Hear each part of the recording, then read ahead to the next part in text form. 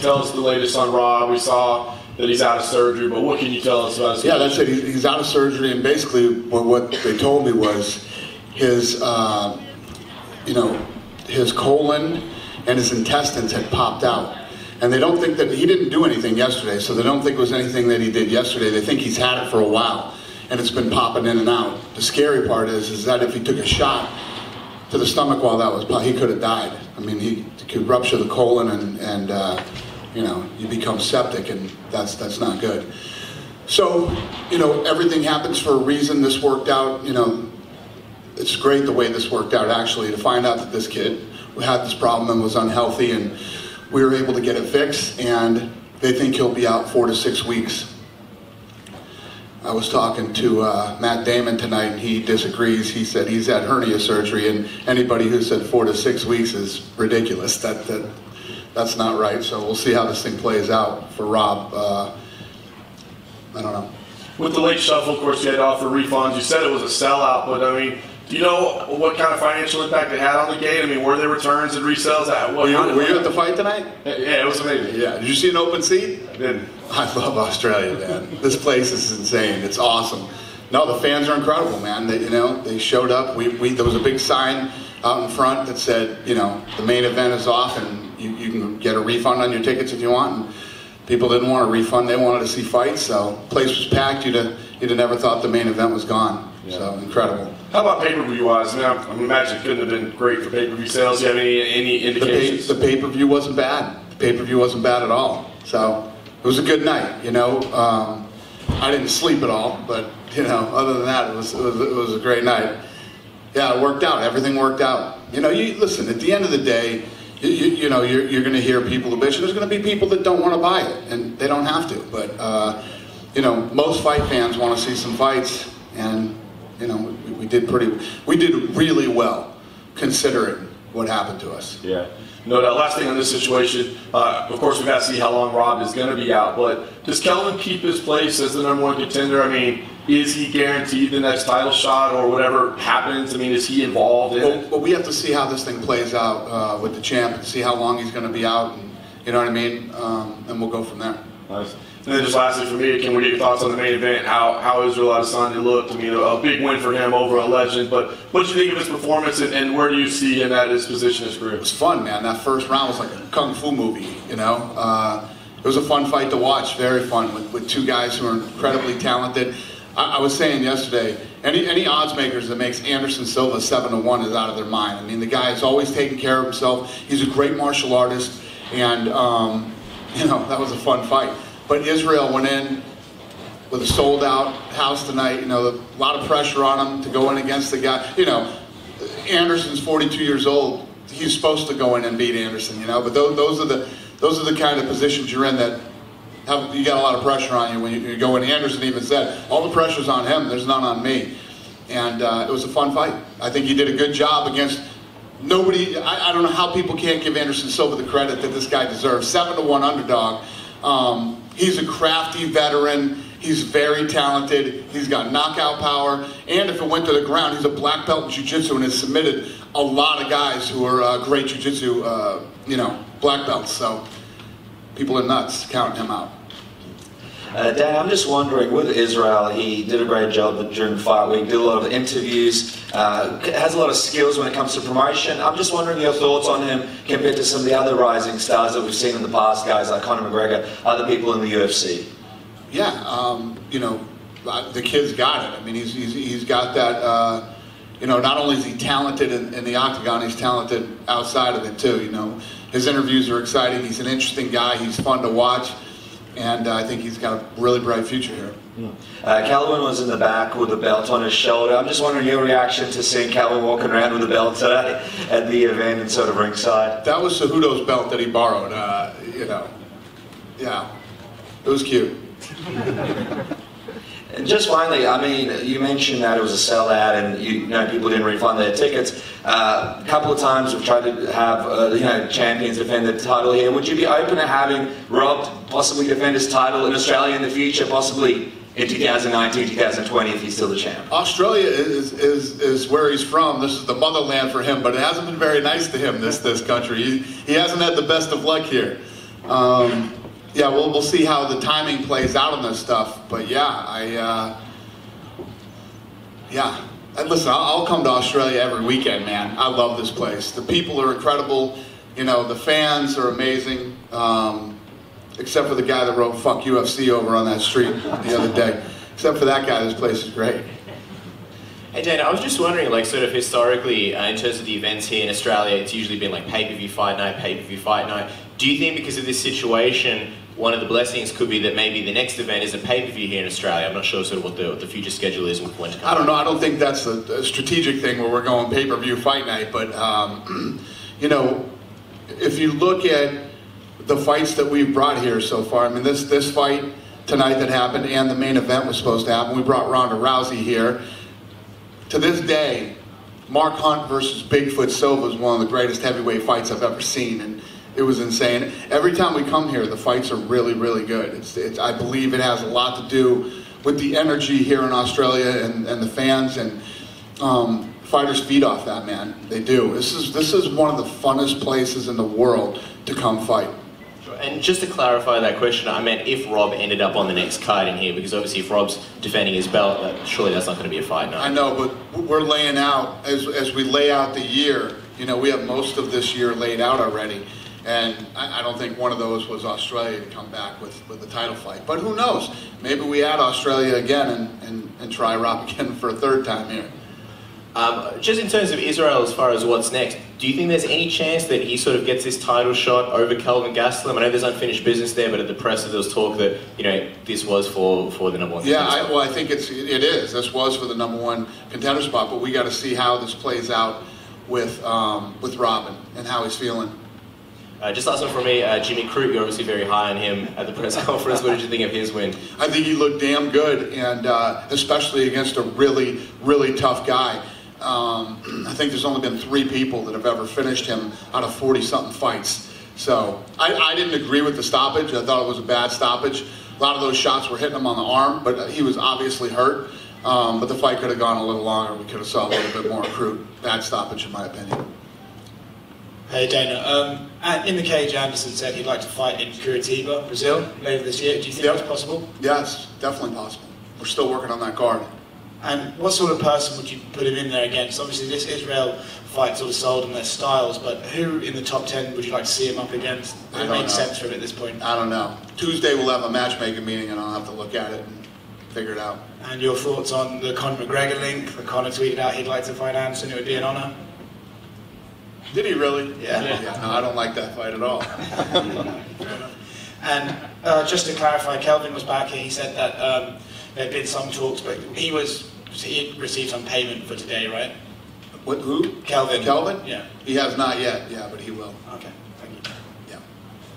Hi Dana. So Hi. I just wanted to know what you thought about Montana De La Rosa's fight against Nadia, and then when she was back here, she said that she wanted to fight Paige Van Zandt, and I just want to know what you think about that match. Yeah, I like it.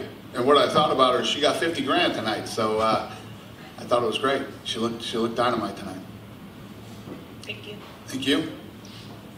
Hey Dana, there's a lot of uncertainty in a number of the divisions, and in this middleweight division is now a FITSAC characterization as well.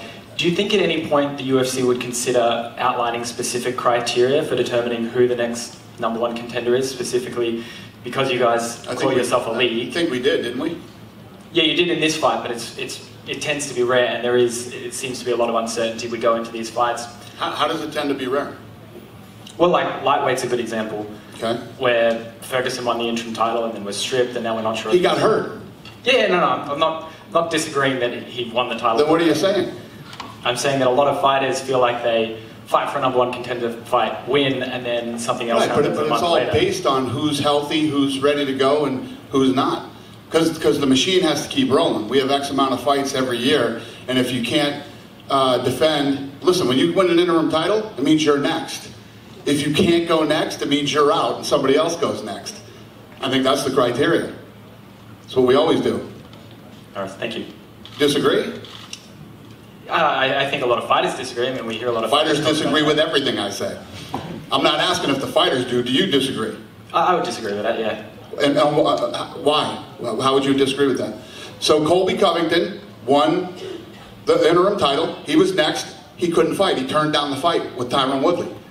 So what am I supposed to wait for Colby Covington to show up and fight? That's not how it works. Tony's next. He's got the fight. He's got the belt. Trips blows his knee out and has to have, you know, reconstructive knee surgery. We're going to wait for him? No, we're going to move on.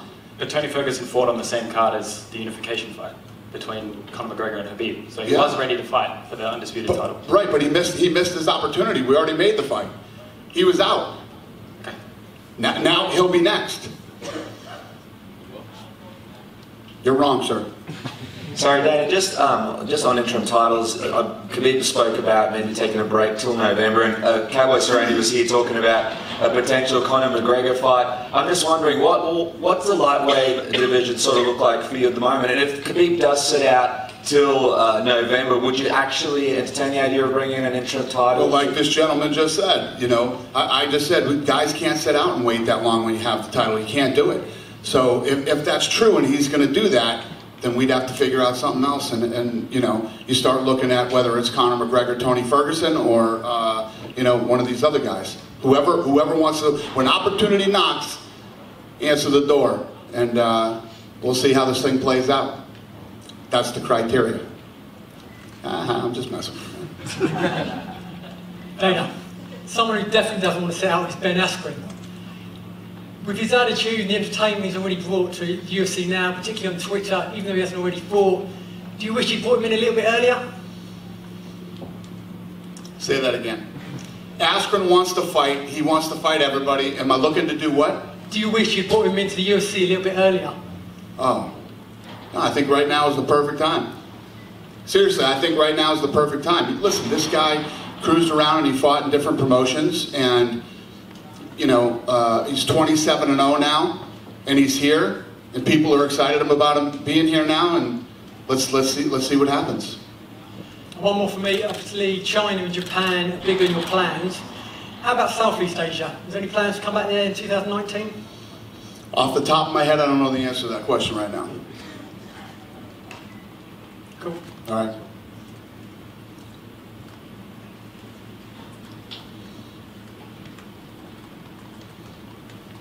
Oh, buddy. Yeah, Dana, how you going, mate? A lot of the, just straight up the back, mate. A lot of the local fighters always ask me, directly straight in front of you, Dana. Go up with the cameras, buddy. All right. Oh, yeah, gotcha. A lot of the local fighters are always asking me, you know, what's the pathway to the UFC? Is there a certain promotion that you tend to look at locally, or is there a way that we can tell these guys exactly what they should be doing? Yeah, if you're out there fighting in one of these organizations, no matter where it is, if it's out here or anywhere else in the world, and you keep cracking off wins, and then you beat somebody that we think is good enough to fight, then we'll definitely take a look at you. And right now, the best way to get into the UFC right now is either looking for a fight or the Contender Series. So. And the Ultimate Fighter. All three of those are coming back this summer, so there's plenty of opportunities for guys. Dana, Kelvin and Israel both took a shot at Rob tonight in their own interviews for not turning up to work. Yeah. I wonder what you make of that. And listen, the guy got hurt. He's a human being. His colon and his intestine popped through his stomach. I think we can give him a pass on not showing up to work, and I'm glad that that it happened, because they think it's been there for a while, and they think it's been bothering him for a while, and he didn't realize what it was. And super dangerous. This is something legit. This is something real. This isn't some bullshit like some of the guys recently who have turned down fights. This is as legit and as real as you can get. And his family was fighting with him because he didn't want to go to the hospital till 5 o'clock this morning. He was actually going to fight. Push through it and fight, and thank God he didn't. So, yeah. There's guys out there that you can ridicule. Rob Whittaker isn't one of them. I was going to say, you mentioned too before about the show's got to go on. So obviously, around the middleweight division, there's a lot of guys who want to fight for a belt. How long would you want him till he's back? Well, hopefully this thing's only going to be 4 to 6 weeks, according to the doctors. So, he's in great shape right now. They said he had the best camp ever. His cut was easy. Everything was perfect. And then this thing happened to him. So he's in great shape. And let's see how long it takes him to recover from this. And, and we'll make something as fast as we can. Dana? Yep. Kaikai de France and Shane Young over here. Yep. Kaikai de France and Shane Young both had great performances tonight on the prelims. What did you make of them? Yeah, no, great. Great fights. I mean, there were some really good performances tonight, and yeah, I thought he looked good. And those two and Israel both from New Zealand. Is there any possibility of returning there this year or in 2020? To New Zealand? Yes. Well, look at Israel now. I mean, yeah, everything's possible. Kai and Shane and Dan Hooker. There's a bunch of guys there now. I agree. I mean, you know the answer to that question. The answer to that question is yes. I mean, this part of the world right now, I was saying this the other day, you know, when we first started coming over here and building this market, you know, we had Elvis Sinisic and Perosh. You know, those were like the only two guys that I knew of that fought. Now it's blown up so much. Not only are there tons of guys fighting, there are tons of talented people here. You know, people who are gonna climb up into the ranks and possibly become world champions someday. So it's a great market. I mean, if you ever, I was talking about the market the other day when I was doing all the PR leading up to the fight. If tonight didn't prove what an incredible, amazing market this is, nothing will. You know, the main event with the Australian champion falls out, and this place was packed like nothing happened to the card. It was awesome. Love it. I'd literally come here every weekend if we could. Hey Dana, right in front of you. Yep. Now, I just want to go back on the Jimmy Crute and Sam Alvey fight. Now, I thought that was interesting because I agree with you, it was a bad stoppage, but Jimmy Crute tried the walk away. What did you think of that? Well, no, the ref screwed that up too. Yeah. The ref jumped in there and he thought the ref was breaking it up. The ref did a really, really bad job. Real poor refereeing in that fight. And, you know, when something like that happens, it could have cost Crute the fight because if Alvey got back up and, you know, and then he goes to stop it too soon, then he stops it too early, in my opinion. It happens sometimes, and you know, it sucks for Sam. Were you surprised about the crowd reaction in the main event? Because there was a lot of silver chants out there when Israel, I thought there would be more support for Israel, but there seemed to be a hell of a lot of support for a legend. Yeah, I don't, because I think I think everybody respects Anderson Silva so much. He's in there at 42 years old and 7-1 underdog and all that stuff. You know, it's hard not to cheer for a living legend. Now, and I don't think it doesn't mean that they don't like Israel. No, it's just it's Anderson. There was a bit of split because as soon as the silver chant came in, then an Izzy chant came in, so it was a weird one. When the main event got pulled, we were obviously all disappointed, but how did the decision for Vanatta and Mariano to move up to co-main event, how did that come about? Because the guys called me from Vegas and said, what do you want to do? And I said, this is a no-brainer. Lando it's a no-brainer. Tell me the last shitty fight you saw that kid in.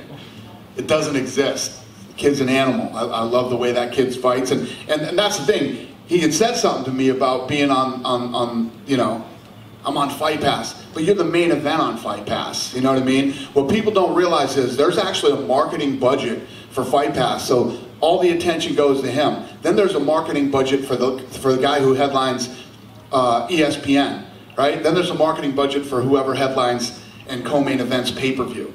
So everybody gets a shitload of money spent on them. So we make sure that we put the best guys, or the ones that we think are going to put on the best fights in those main event positions. That's how that works. So it's no disrespect. If you end up on Fight Pass, there's a lot of money being thrown at your name. Just a final one from me. Anderson said in the octagon after his fight that he wants to go back and fight in Brazil. Yep. Is Silva versus Weidman 3 something you'd be interested in? Yeah. I mean, I'd do that fight again if they both wanted to do it. It's a fun fight. Makes sense. Yeah. Thanks, Dana. Thank you.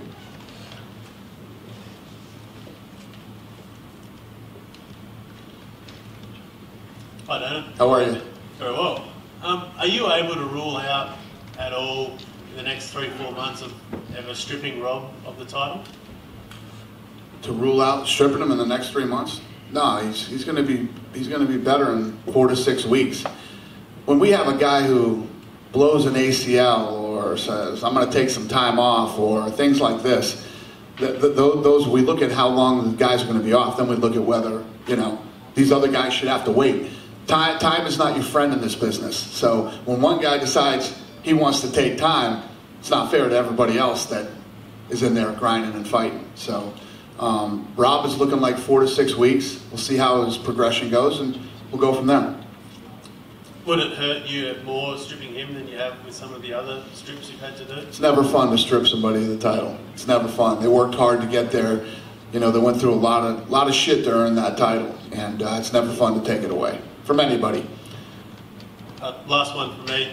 At the end of the first round of the main event, when the crowd was losing their mind, right at the end of the first round, everyone jumped to their feet. I think you and Matt Damon were the same. Yeah. Can you just tell us what you were saying to each other? I was just like, holy shit. We were saying what everybody else was. This is awesome. What a great round. It was like a kung fu movie. You know, it's fun to see two super talented guys, you know, the up and coming kid and the living legend, you know, go at it like they did. Fun. And then when you think about it, you know, we were talking leading up to this fight how Anderson always wanted to fight a clone of himself. They really are a lot alike in the showmanship and the talent and the way they fight. And you really saw that in the first round. Any other questions? I cannot stress this enough. Thank you, Australia. Thank you so much, you guys. See you next time.